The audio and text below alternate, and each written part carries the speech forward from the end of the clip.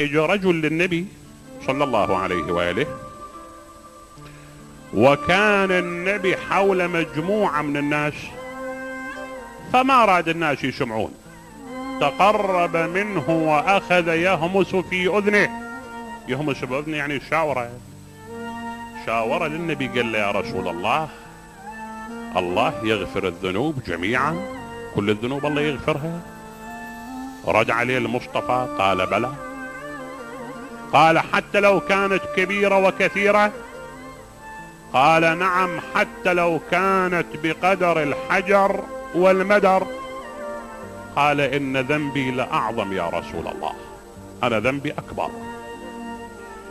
قال لا تيأس، يغفره الله لك حتى لو كان بقدر الأنهار والبحار والأشجار. قال إن ذنبي لأعظم يا رسول الله.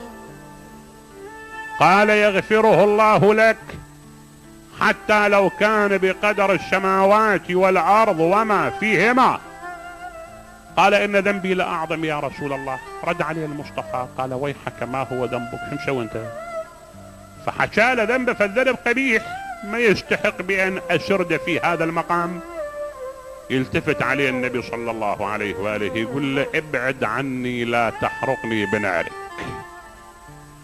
تعلمون بأنه طرق بابا من أبواب رحمة الله، وما أرسلناك إلا رحمة للعالمين.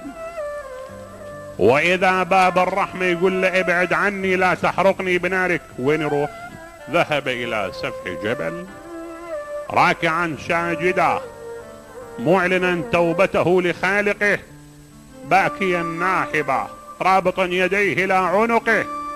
بعد مرور فترة الله سبحانه وتعالى يوحي للنبي صلى الله عليه وآله يا محمد اذهب إلى عبدي فإني قد غفرت له ذنبه.